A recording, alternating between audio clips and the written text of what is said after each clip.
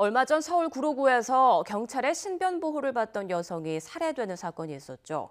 경찰은 사건 발생 전에 스토킹 혐의로 구속영장을 신청했지만 검찰이 보완 수사를 요구한 것으로 드러났는데요. 이처럼 약자를 상대로 한 범죄가 꾸준히 늘고 있음에도 영장 발부까지 이어지는 경우는 드물어 대책 마련이 필요해 보입니다. 김철희 기자입니다. 호프집 밖으로 검은 옷 차림의 남성이 걸어 나옵니다. 손에는 흉기가 들려 있습니다.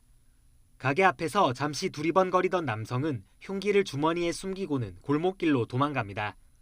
지난 14일 밤 서울 구로동에 있는 호프집에서 경찰의 신변보호를 받던 40대 여성이 전 남자친구 조모 씨에게 살해당한 직후의 영상입니다.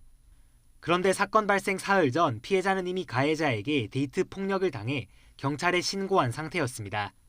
경찰도 조 씨를 현행범으로 체포한 뒤 스토킹 혐의 등으로 구속영장을 신청했지만 검찰이 보완 수사를 요청해 풀려났습니다.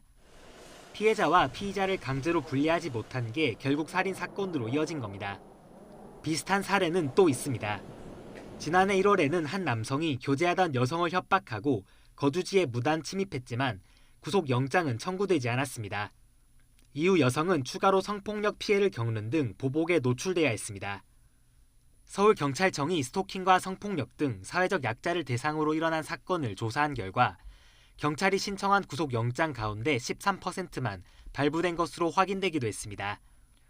일선 경찰서 간부는 YTN과의 통화에서 스토킹 범죄는 겉으로 드러난 것보다 피해자에 대한 위협이 더 큰 경우가 많은데 이런 부분이 영장 청구와 발부 과정에서 충분히 고려되지 않는 것 같다며 안타까워했습니다. 전문가들은 피해자나 참고인에 대한 위협도 주요 영장 청구 사유로 명시해야 피해를 줄일 수 있다고 지적합니다.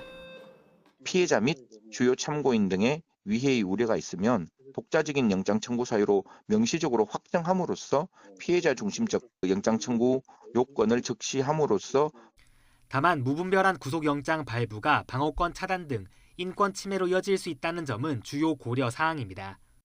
법률이나 우리 형사사법 제도가 불구속을 원칙으로 하고 구속을 격히 예외로 한다고 되어 있잖아요.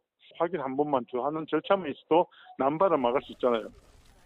따라서 영장이 기각되더라도 피해자와 가해자를 물리적으로 분리할 수 있도록 근접 보호 조치를 강화해야 한다는 목소리도 나오고 있습니다. YTN 김철입니다.